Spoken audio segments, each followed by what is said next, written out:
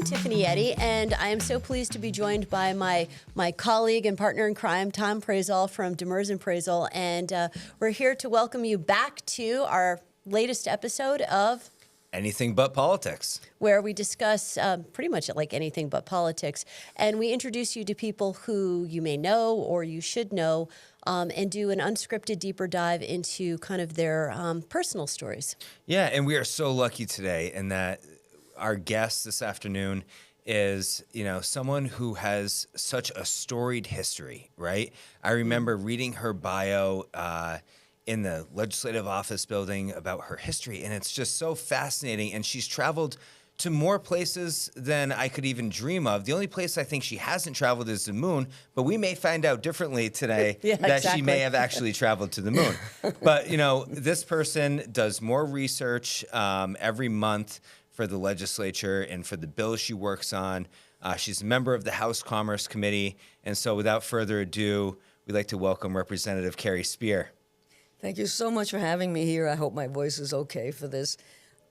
It's really a pleasure, and it's a little bit intimidating to try and talk about anything to do with my past, but we'll give it a try. Yeah, well, you know what? I think we should start right from the beginning, right? So based on, you apologize for your voice, which I think sounds fantastic. Yeah, your voice sounds amazing. It really is coming through loud and clear.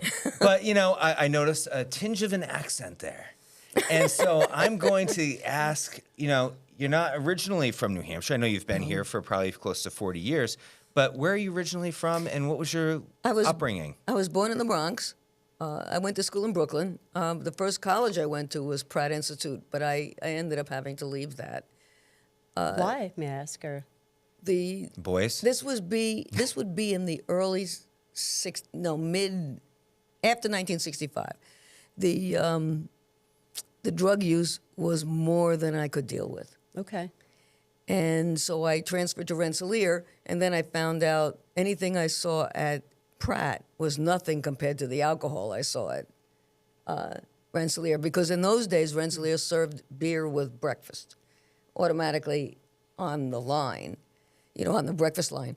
And Rensselaer's like outside of Albany, right? Right out, that's the one, yeah. But it was a great education. And I'm glad I went to Pratt. I'm glad I went to Rensselaer, and I'm glad I went to the schools I went to after that. And so you studied engineering, is that correct? Yes. And not to date you or anything, but was it unusual at that time for a woman to be studying engineering? Like, how many women were cohorts in your class? There were 5,000 men in the school at Rensselaer. There were 11 women in my year in electrical engineering. And there were 26 women in the school altogether. Wow. Of those women, most of them did not get jobs upon graduation. It took more work for them to go on. And one gal was a PhD candidate, top in her class, and still couldn't get a job. For whatever reason, and ended up committing suicide. Oh, that's awful. It was the early days in engineering for women. Was very difficult, but I was very lucky. At Grumman, I was living on Long Island at the time. When I wasn't in school. At Grumman, there was a guy who was the chairman of the Department of Inertial Navigation. His wife was a mathematician during World War II. Mm-hmm. And for those reasons, she kind of pushed him. I don't know. That he needs to hire a woman. And so I got hired. When a lot of people didn't, and I got hired at an amazingly good salary for the time. If you can imagine, it was $11,800. So you get out of college and you actually get a job, and you're working where? I was working at Grumman. I started working on the LEM program in 1967 with LEM 1. And Apollo 1, rather. Oh, and Apollo. Okay, so Apollo, I know. I was like, "What's a LEM?" But Apollo. A LEM is the lunar module that landed on the moon, part of the Apollo mission. Oh, wow! And because of his encouragement and because of her encouragement, I ended up working on the LEM right from the get-go on a work-study program. So all through college, I worked on LEM, and I think I was on it. I know I was on it through LEM 13, through Apollo 13. because I was locked in a command module with Rusty Schweiger because everybody thought that was a hoot. And what was Rusty like? Yeah. Well, he had like, I don't know, 7 kids. And I got locked in the module. On purpose? He was, the guys outside thought that was funny. And I was a young kid and I didn't know any better. He was really perfectly fine. But they were a rowdy bunch. The astronauts were a rowdy bunch. Yeah, any stories stand out in your head? Yeah, all those Corvettes they had. So I that's remember not that. a movie thing? That's like for Yeah. real? Oh, yeah. Oh my goodness. And that was all marketing, right? Was it marketing to get more? So I just recently was on an airplane and I watched that film with Scarlett Oh, Johansson. it's great. That film is great. Did you enjoy it? Oh, I loved it. Any truth to it? I'm sorry? Any truth to the film? Nothing about the fake stuff. Okay. That wasn't done. And the cameras were planned all along. That part is ridiculous. But it was the atmosphere. Yeah. The atmosphere was very real. Now, I was married. My first husband was stationed in Cape Canaveral, Cocoa Beach, had a house in Cocoa Beach, was stationed in Cape Canaveral. And you know the gantry at the very top of the Saturn missile, at the Saturn booster, where they bring people into the lunar module. His job was to escort them across that gantry. He had no Oh, get fear out. of heights. So I'm petrified of heights. So. I can't go near a height. But so this is really fascinating to me, and this space stuff. I mean, I'm sure we could spend the entire time talking about it, but I am absolutely petrified of space. I think I had to walk out of the movie Gravity because, the thought of just being out in space and floating away is horrific. However, you helped get us there, right? And what I'd was like your to think so so. yeah? So what was your role in this engineering for the Apollo missions? Now you have to remember the computers. And maybe I should quote something from who was the great woman pilot, Oh, Amelia Earhart? Amelia Earhart, that she Yeah. said, once you leave your attachment to the ground, like if you're in an airplane or in a space module, you lose your fear of heights. And I have seen that is true. Once you're airborne or spaceborne, you don't have a relationship that's fear of heights. And so you wouldn't have that fear. But in any case, For me, I always thought that was the airport beer I have before I get on the airplane. I have a fear of airports. Okay. Oh, I love But that's airports. another story. So these guys, were they like crazy, rowdy? They were. Oh, yeah. Yeah.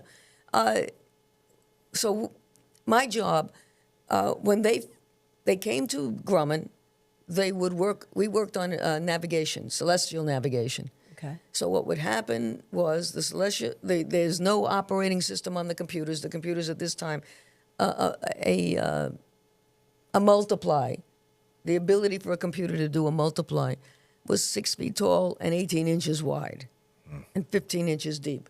That's a multiply. Divide is the same size. Memory on those computers that they had on board the ships were only about 640K. That's less than your watch. Wow. Anyway, much less.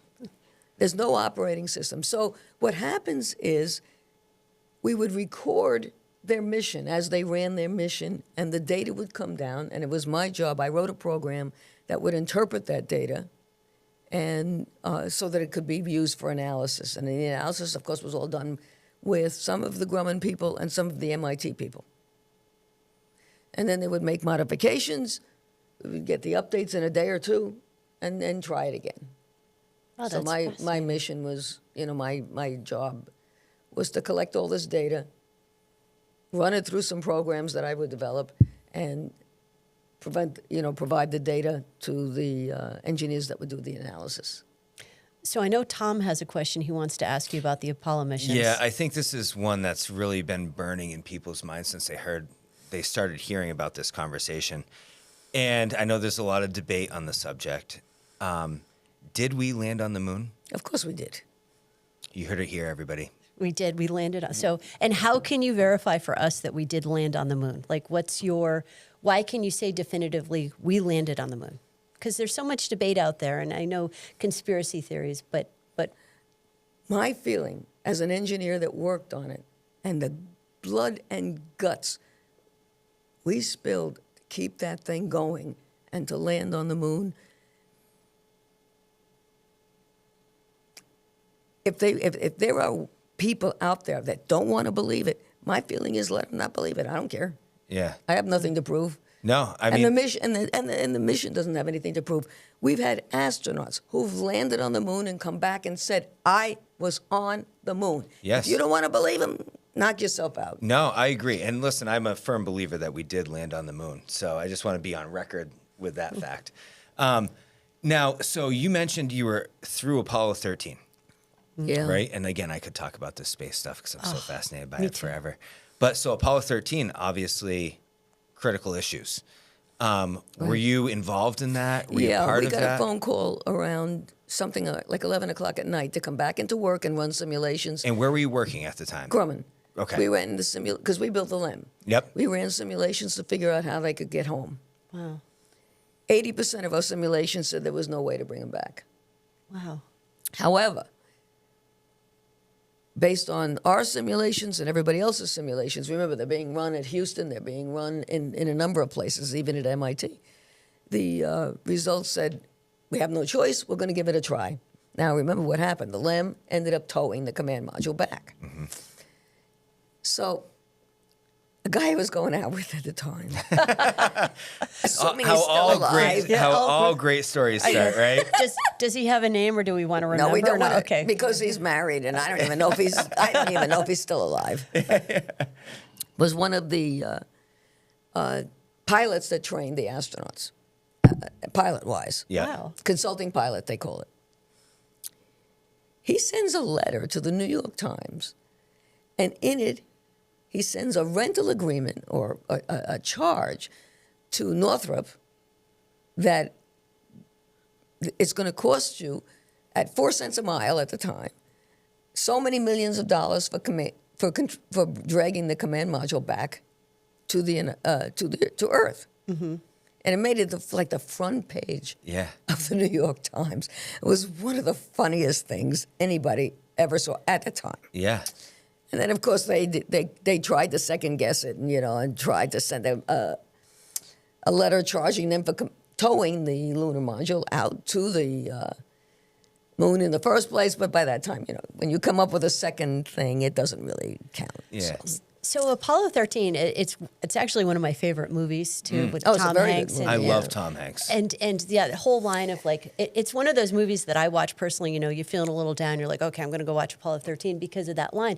Failure is not an option. No. Which is such a great line. But when they got back, like, what was your reaction? Like, you basically ran the modules and it said they probably, might not make it. How did you react to that? We were and I remember I was young. I was like 22, So you're maybe still by young. that We're all time. young. I was 22 at the time, and or there, I don't even remember, thereabouts. And when they made it back, we were at work. We slept at work. Yeah. They put out pads for us, and we were running the mission over and over again, as they were in other places as well. It wasn't just us, and it was just a relief when they finally, in those days, the lunar module and anything part of the system had dual redundancy, triple redundancy. Mm-hmm. They over-designed the LEM something fierce. Mm-hmm. We had a good feeling that it was going to make it back. I guess we just never looked at the failure of it, at the possibility that it would fail. Yeah. We knew it was over-designed. I mean, I wasn't one of the designers. And I remember during the design phase, the vice president of Grumman at the time, he had a glass office in the center of what, I don't think it was a hangar, I don't remember, but it was a big office room. Mm-hmm. And he sat there, and he had this, I think he dreamed this project forever. The line of people that would ask questions, engineers, what should we do in this case? What should we do in that case? And he would be able to make decisions. The guy was an amazing engineer. Wow. And people would line up, various engineering departments, various engineers would line up, and you could see that line all day long of people requesting information from him, and he knew everything. And we were so lucky to have him. In those days, it was a different project than the way they do things now. Yeah. I have a crazy question to ask, and I have to ask it. But given your experience and knowledge of space, do you think there's aliens? Statistically, have to be. Yeah? Yeah. Just statistically. And yeah. anything from your work, like on the Apollo No. missions, like nothing? Okay. No, I have no reason to know. Although we do Tiffany, have that's classified information. Besides Tom. I mean, aliens are among us, and we do have Tom. But, like, do you think there are other aliens, like, out there or something like? I mean, well, there's nothing special about what happened to us. Yeah. There's nothing special. They're probably, if there are aliens, I hope to God they're smarter than we are. What if they're not? Then we're, like, in so I I don't much know. That's- trouble. I know we said we weren't going to talk about politics, but we have a bill that says we have to go look for them. Okay. Well, we're not allowed to talk. Well, we can talk about everything we want. Yeah, but I that- mean, we can skirt the edges, and I would support that bill. Yeah. But I don't have a vote. And I think they're out there too. But I think I saw one last night. But that's a whole different story. I have had dinner with people that swear they've been up on ships and been, probed. But, That sounds like a really good podcast. That's a different might kind be. of podcast. Yeah. Can you get us their names? We'd like to have them on. As long as they don't want to People- talk about politics. Yeah. people can delude themselves into believing anything. So, when I sat to dinner with this gal and she was just absolutely convinced that she was up in a spaceship and everything, and her husband is sitting there rolling his eyes. Sounds like a heck of a dinner party. Actually, it was But- a lot of fun. Yeah. So, okay, even though I said I could talk space all day long, I'm going to change gears a little bit. So you spent a lot of time as an engineer working with NASA. I believe you also worked on some fighter jets, correct? And in a number of those other aerospace areas. But I also know that you are very well traveled. Oh, yeah.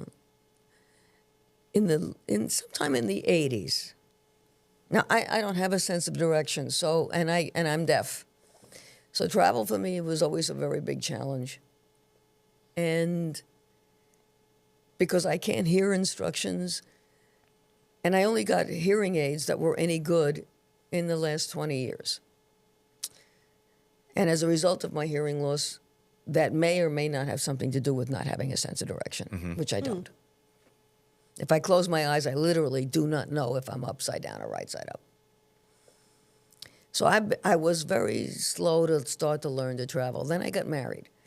And my husband, he traveled for the president. He was stationed in the White House communications. He was stationed in the White House for the Communication Corps. Which president was this? Nixon. Okay. Wow. Not that he voted for him. Not the answer I was expecting either. I know. Not that he voted for him. But he was very comfortable with traveling. Mm-hmm. So when we got married, I said, okay, we're on the road. Yeah. And and one of the things I read, I don't know, some article in some science magazine or other, that said we'd lost 70% of vertebrates that live on this planet just in the last, 50, 60 years. And I said, if I don't get out there and start taking pictures of these animals, they're going to be gone in a few years. And I want those pictures. I want to be able to photograph as many animals as I can.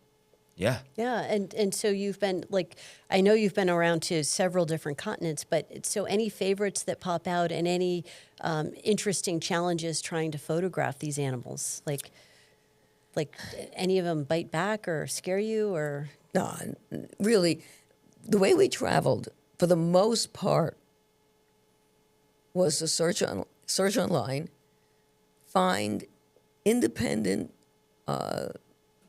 guides, because I didn't want to be in a group. Because if you're in a group, they're going to control how you photograph things, and I don't want anything to do with that. I wanted to photograph what I wanted when I wanted to photograph it, And so we would find guides, and Danny, my husband, was very good at this. And sometimes he never told me how he did what he did. And as a result, I was very surprised to find out how some things worked out. So with a guide, we were very lucky. We had great guides every place we went. So I never felt fear, but I am so sorry. I may have forgotten your question. Well, I heard there might be like a cobra story Yeah, or something. so I remember when we spoke originally, I told you that lions obviously are very scary, right? They eat people, allegedly. Well. And but you had mentioned to me that I don't need to be afraid of a lion. No, And it's lions. a spitting cobra that I Yes. should be afraid of. Yeah. Did you run into either of those? Oh, yeah. Yeah. And you weren't scared? I've been within. I have sat in a Jeep, an open air Jeep. They have all over the place. When you hire a guide, you get these Jeeps. They have no windows. Sometimes they have shade on the top because it's very hot there. Sometimes not. You're just sitting in an open air Jeep, and as long as you keep your hands inside, most of the time lions can't tell the difference between you and the truck that you're in. If you stick your arm out, they can spot the arm. But if they're not hungry, they're not going to go after it. Yeah. They don't just go kill things just because they're fun of it. And I remember the one time I've seen a guy be afraid was over a spitting cobra, because they will spit regardless of whether or not they're hungry or whatever. And when you say spit, is that just bad manners, or No. is it like No, Yeah. what happens is they can leap, and they go for your eyes, and they Oh, spit a jeez. venom into your eyes. Oh my goodness, I didn't know And that. what's the reach? Like, what's the distance? Like, Well, apparently it's multiple feet, because these guys were afraid of it. okay. And that was the only time I've ever seen fear. Now, at one point, we wanted to see these so-called famous lions that sleep in trees. Okay. If you can imagine that there's lions that sleep in trees. Yeah. And they only do it one or two places on the planet. They do it one place in Tanzania and one place in Uganda. And we couldn't figure out where that was. And so we bribed some guides. They're like the high-end heck? lions Yeah, too. yeah, They're yeah, like, yeah. hey, we're not going Yeah. on the ground. We're in the trees. Yeah. And we found them. And, we're standing under the trees, filming them up in the trees. They couldn't care less about us being down on the ground. They didn't care. Well, they're like, you guys are ground dwellers. We're like yeah. lions in trees. But we've met guides. They're fancy lions. Yeah, fancy lions. Yeah.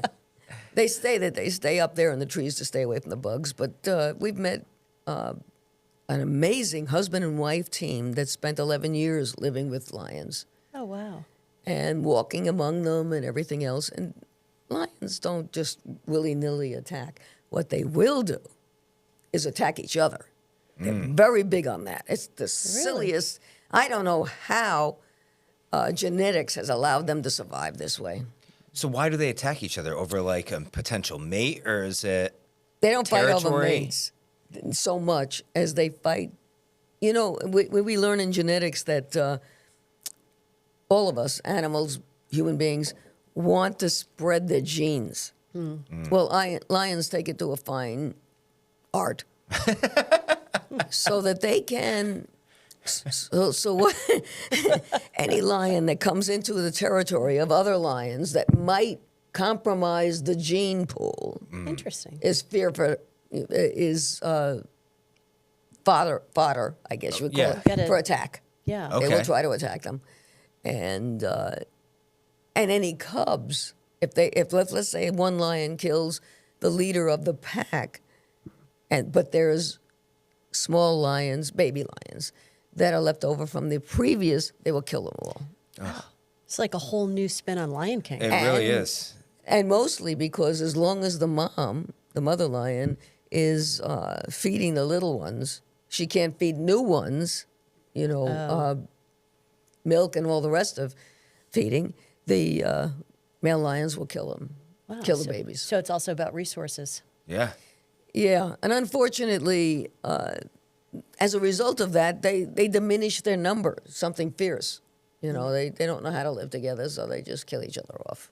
Yeah. So now, on this same topic, so you've been to Africa, obviously, Uganda, Tanzania, obviously North America, I'm assuming South America, but Antarctica too, correct? Yeah. So is there a continent you have not been to? No. Any favorite places? Continent? Yeah, favorite Yeah. continent. I mean, Not a don't question feel like you get to you've- ask every day, right? Like you've been to all of them. Like, don't feel like you have to say North America. Yeah. I went to China. The way my husband and I went to China was very interesting. I wanted to see, they were flooding the Three Gorges. Now, what happened, China has a problem that most of the population is around the Yangtze River. But the Yangtze River being a river, whole sections of it flood, whole sections of it dry out. So what they did was they wanted to build a dam close to Beijing, outside of Beijing, I guess, that would make the river stable.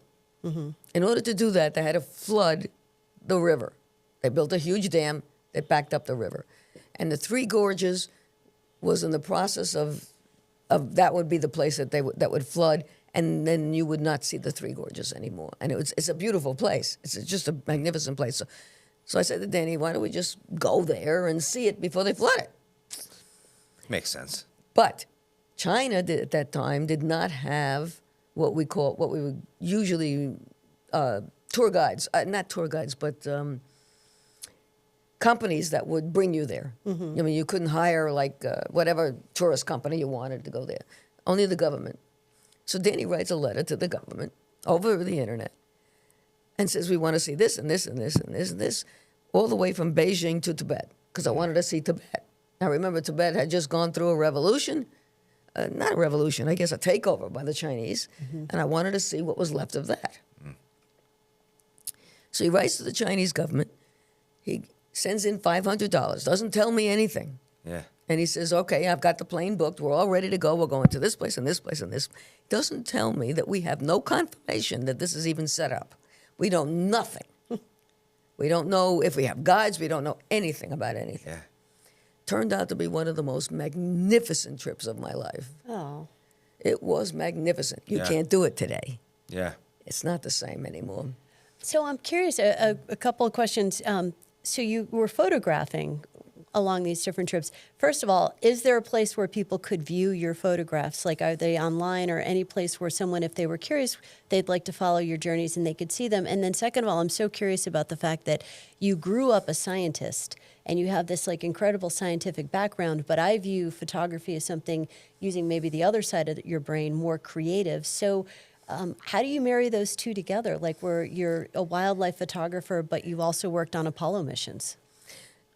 One of the projects that I worked on at BAE Systems was night vision of weapon sights. And in that project, I learned about optics. I'm not great at it. I wasn't great at it. Learned about optics, and I learned about focal planes. Focal planes is the sensor that's used to capture the image. And I learned about some of the technology that was involved in that. There was a gal that I was friendly with at the time who explained a lot of stuff to me. And I got absolutely enamored of the technology involved in capturing an image and getting it onto a focal plane. The technology of how focus works. And I guess all of the various modes, most of the modes don't mean anything, but ISO is something that is very much related to the focal plane. Anyway, I got very, very, very much interested in the technology involved in capturing an image, focusing it onto the focal plane, and so I taught myself a lot of that stuff, did a lot of research in that area. And then I started looking around. Some years before that, my husband and I had gone to an 8-day raft down the Colorado River in the Grand Canyon. It's 19 people in 3 or 4 rafts, whatever it is. And you learn that there's no privacy. I mean, you get changed. You're all standing there. There's no tents. There's no nothing. Yeah. And I said, I can do this. And he got bitten by a scorpion, and they thought they were going to have to fly him out. And the little scorpions are worse than the big ones. It's good to know. But So was he bitten by a little one or a big yeah, one? a little one. A little one. And they monitored him for a day, and he lost his feeling going up his arm, but then he started. And if it went any higher, they would have had to fly him out. Sure. But started going down. It started his feeling coming back, so he was all right. He didn't get that much venom. Maybe it was the alcohol that helped. It always does. I find it to be Yeah, incredibly right. helpful. Cheers. So I learned that if you can get dressed every morning, never wash your hair for 8 days, in front of 19 people, and pee and poop in front of 19 people every day for 8 days, you can go anywhere and do anything. Yeah. And so that's how I learned that you can do it. Yeah. I So did have a problem though once. Oh, yeah. Yeah, I went to the bathroom in a outdoor kind of toilet in, I think it was Uganda. And there was a frog and a snake in the toilet. And I said, all right, Danny, take over. I mean, that's it. I draw my limit at that. Yeah. So to Tiffany's point, is there a place that people can go see your photographs? I have some photographs online, but not really. I mean, I don't take them to sell them. I don't take them. Anybody is welcome. If anybody wanted to see any of my photographs, they just have to email me, and I would send them anything they wanted. I've had photographs that I've taken posted in restaurants in Nashua. Okay. But not to make any money. I don't want to. This is my hobby. Yeah. It's Well, I mean, it sounds like you've captured something beautiful from so many different continents, and it's almost like a public service in a way. So I think, personally, I'd love to see them, and if you'd be willing to share them with us, we could maybe, show some of them Sure. on the video podcast. But I mean, it sounds fascinating. We'd love to see your work. I thought about bringing a couple of them here with me today, but it doesn't look like it. I didn't think it would be a very good venue for that. No, but we'll take care of it. Yeah, we will definitely. Yeah, especially Yeah. the lions in the trees, if you got those. Oh, yeah. And if you have any pictures of the How moon about landing. leopards right up in front of your Yeah, face? any pictures of the moon landing, we'd love to have those as well. And the aliens. Oh, yeah. I don't have any aliens. But it's interesting. In, what was it, a few years ago, we had a total eclipse. Yeah. Yeah, Oh, yeah. last year, right? This Not the one spring? that just recently, but the Okay. one before that. We went down to South Carolina to take pictures of that. And so there it is, the total eclipse. And there's a little dot right there. And I checked with NASA, the NASA website, and it was a space station going across the moon at the time. Oh, wow. Oh, wow. Excuse me. So I'm very, very, that's one of my favorite shots. Yeah, that's well, great. Well, we'd please- love to see a copy of that. Sure. Yeah. Well, this has been just absolutely fascinating. And I'm sure we're only like barely scratching the surface of some of your stories. So we hope you'll come back and talk to us again. But, thank you so much, Representative Spier, for coming on and sharing some of these incredible stories. Yeah, they've really been incredible. And I think the information that you gave us, nobody would otherwise know, right? Unless we had this conversation. I mean, I read your bio and I was like, we need to learn more. And I feel like we really did that today. And I'm so thankful for you joining Well, we us. haven't talked about adventures on the aircraft carriers and things like that. So maybe there is something we can Well, talk about. if sometime in there's the a future. story that's jumping out in your head, don't let me stop you. No. I mean, it's just, I was the first woman to work on an aircraft carrier. I was also the first radar operator on an E2C woman. What was it like to be the first woman to work on an aircraft carrier? Now, when I started working, you have to understand that the times were very different. Yeah. And it was not unusual for a meeting to be set up with a contractor like Grumman, and they would hire girls to take the prospective DOD clients out. And with all of that it entails. By the time I got to work on an aircraft carrier, I was so relaxed around men and what was permitted that it really wasn't much of a problem for me. I just let everything slide off my back kind of thing. But I I remember times when an entire project would lay off every single woman that was a PhD. because they said women don't support their families, which wasn't true Yeah. in many of those cases. So by the time I was working in this environment, I'd have to say it was about 20, 25 years ago when I started seeing things change. And do you think, like, at the time you were kind of like one of the guys, like you were a buddy at that point because they had accepted you, or? Oh, you had to fight for that. You had to fight, especially someone as short as I am and as small at the time I was. You needed to have a big voice. You had to be able to deal on the level, and I always worked with the military, so it was early on it was the Navy, later on it was the Air Force. I remember a program manager that said to me, the part of the project you're represented, you are not allowed to present. I don't want the men in that thing to see you.